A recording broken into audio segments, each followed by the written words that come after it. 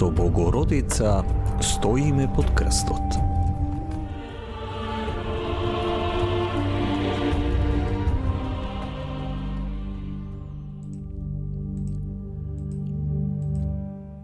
Во втората недела од Великиот пост, црквата ни нуди Евангелие во кое не потикнува да размислуваме за настанот во кој Исус во Капернаум го оздравува фатениот човек, кој пак ќе го донесат четворица негови пријатели. Секако, во Евангелијата има многу места во кои Исус лекува болни. Зошто токму црквата ни го дава ова Евангелие токму во втората недела од Великиот пост? Веројатно, затоа што секој од нас на некој начин по првата недела од постот, кога навистина се трудевме да живееме во согласно со правилата за постот, во оваа недела секој од нас како да го опфаќа духовна фатеност, рамнодушност за духовниот живот и напредок, како да оладуваме, ослабнуваме, како да се опуштаме во духовната борба. А вистинскиот пост треба да ни помогне да се ослободиме од духовната рамнодушност и фатеност. Пријателите на фатениот го спуштаат до нозете Христови преку отворот на таванот кој што ќе го направат. А Господ, пред да ја исцели физичката слабост, го ослободува фатениот од неговата духовна слабост. На ист начин и ние мора да добиеме од Христа простување на нашите гревови за време на овој голем и свет пост. Бог веќе ни прости, но нема да добиеме прошка додека не се приближиме во нашата слабост до Господ, кој е пак присутен во светите тајни на црквата. Тоа е проследено и со физичко закрепнување. Христос јасно им дава до знаење на книжниците кои го осудувале во нивните срца, дека простувањето на гревовите е во негова моќ, бидејќи ако не постапувал со Божја сила, не би можел да го подигне на нозе оној кој бил фатен долго време.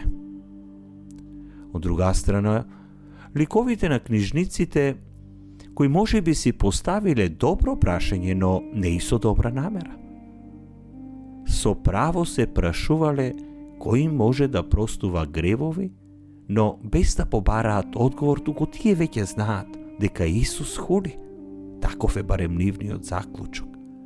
Наместо кротко и понизно да бараат одговор на прашањето, гледајќи во човекот кој ги крева болните со збори прст Божи, сепак книжниците упорно и нетрпеливо го осудуваат.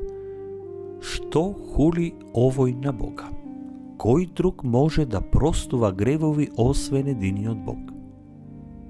Како доказ за невидливото простување на гревовите, Исус прави видливо чудо, оздравувајќи го фатениот. Воедно со ова чудо им дава одговор на сите оние кои се сомневале во него. На некој начин им докажува дека тој е и Бог кој простува гревови. Христос, бидејќи Бог, простува гревови и како Бог подига од постелата на немоќта. На ист начин Господ сака да го подигне секој од нас од леглото на беззаконието, од гревот, од духовната и физичката слабост. Меѓутоа, ние некако недоволно му веруваме. Го сметаме за недостапен, бидејќи не бараме начин за да му се приближиме. Не работиме напорно за да најдеме начин, не отвараме тавани, бидејќи тоа го доживуваме како нешто несоодветно.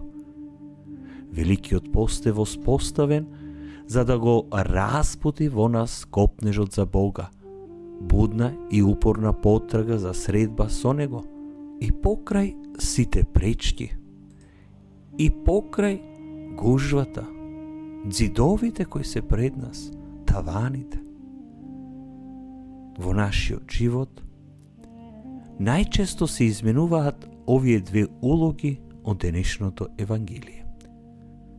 Да се носи некој до Христа и да се дозволи да бидеме донесени. Понекогаш треба да носиме некој наш ближен до Исус и сето тоа е проследено со многу напор, па и пречки, а понекогаш кога духовно сме фатени, треба да дозволиме да бидеме однесени од руките кај Исус, за да ни каже: синко, ти се простуваат гревовите твои.